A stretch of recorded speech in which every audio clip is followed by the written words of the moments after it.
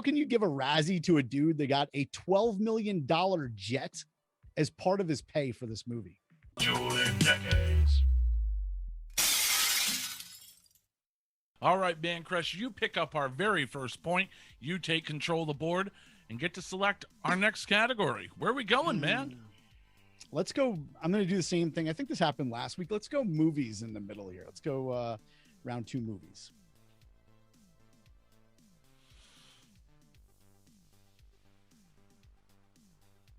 All right, so let's go May 25th of 1988. I had a hard time choosing this one. Like, do I go with one of my favorite cult classics, or do I go with the best stick fighter of 1988? And for game purposes, I went with the stick fighter, and I'll hold on to the other one perhaps for the wild card round if I need it. Not only does one man dominate the Thailand underground stick fighting scene, but he has arguably the best feathered mullet of 1988. So how can I pass this one up? I own this on DVD, so for once I didn't have to go and pay to rent it. And it was just as enjoyable last night as it was when my mother wanted to take me this one when I was 10 years old. Last week I brought you a Cold War hangover movie, and this week I bring you something where we're still in the Cold War because it's 1988. What else are we gonna have movies about? At the box office, this one, it brought in $189 million at the gate. That's roughly $427 million in 2021. That one's for you, Dave Schultz. So not too shabby there. The main actor of this one, he would walk away with some hardware.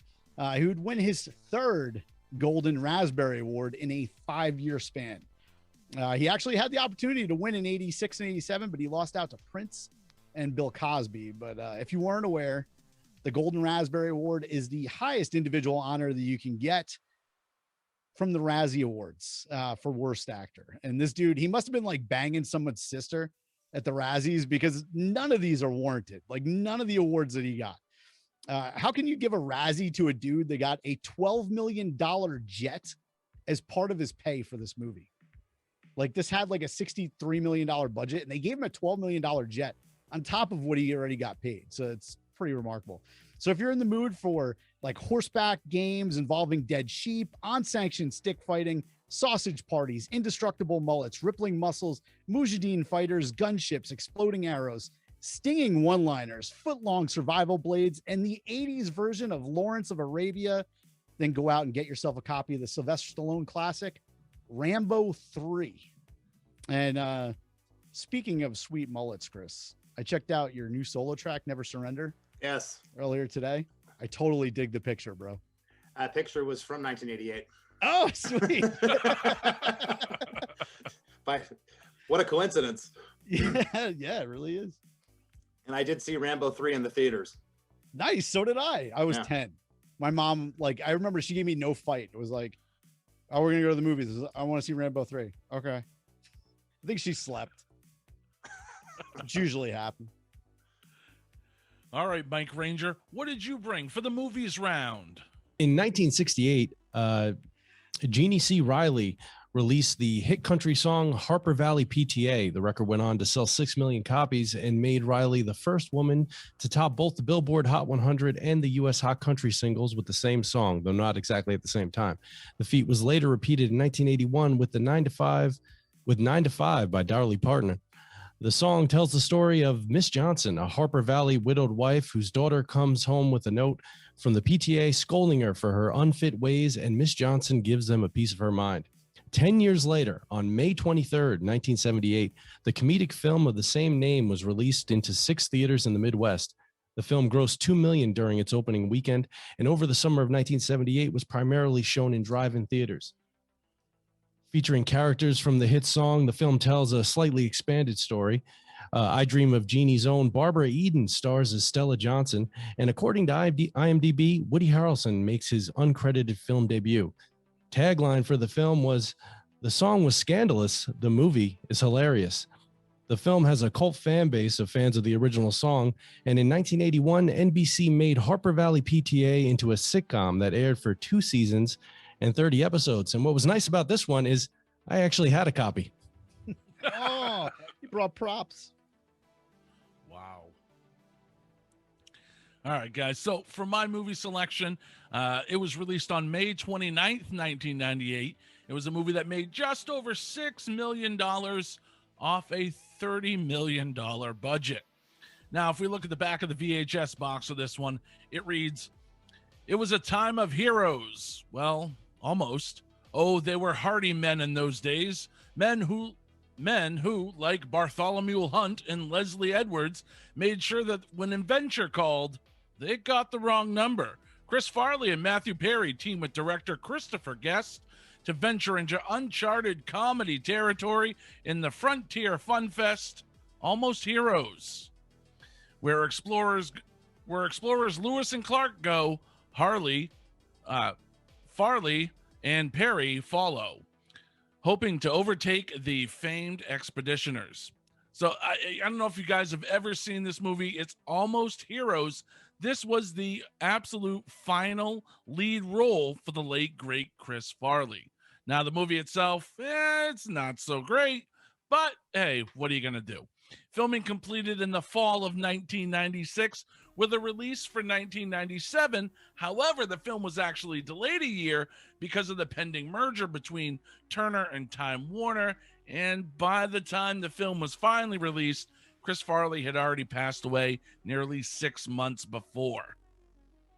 So it kind of left a sour taste in the mouth of all the fans who wanted to go see the film, because the film is such a downer. It really can't decide if it wants to be Tommy Boy, Robin Hood Men in Tights, or Spinal Tap Goes West.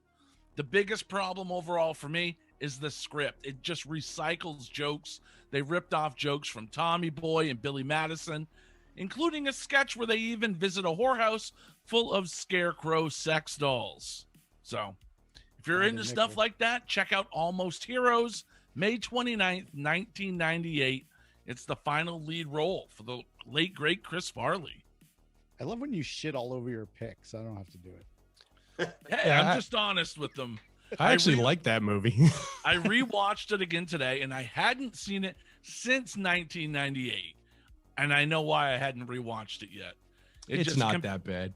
It's not horrible, but when you look at the cast, Eugene Levy, Chris Farley, Christopher Guest directing, Matthew Perry, there's a lot of comic genius there.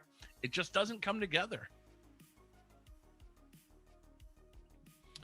All right, so let's throw it down to Chris DeMakes for his verdict on the movies round. This is a tough one because, I'm surprised that Stallone didn't get typecast in a sense, because he was always kind of the same character, whether it was Rocky or Rambo. You got the Italian guy with the bravado. I liked his movies though. Did not like Rambo 3. Never knew there was a Harper Valley PTA movie. I remember the TV show, which was awful. I didn't like it.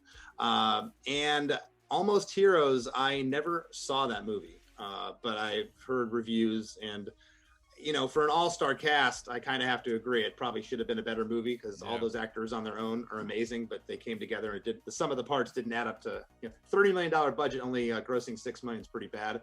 But I got to give the nod to 1998 just for Chris Farley alone. Probably top 3 favorite comedians for me. The guy just kills me.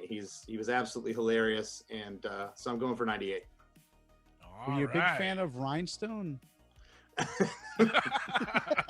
Can't say I was. I think that was the one that he got out of that typecast. I think he had those films with Cannon during that stretch. You had Over the Top and Cobra, and then of course he goes and does this one for Coralco. He does Rambo 3, and then he was supposed to do another series after that, but I guess they shit all over the script, and then he was kind of like gone for a couple of years. So I think you're right in a sense. And who could forget Stop Mom or I'll Shoot? Is that what it was that's called? what I'm saying. Like they were like, he had like a bunch of like Tango and Cash was great. That was 89. Yeah. But they weren't like huge hits. So I think you're kind of spot on there until like what, Demolition Man, Mike? Is that like his next big thing? Probably Cliffhanger. Or Cliffhanger, yeah. What was that, 92? Somewhere around there, yeah. So I can't fault you for that one.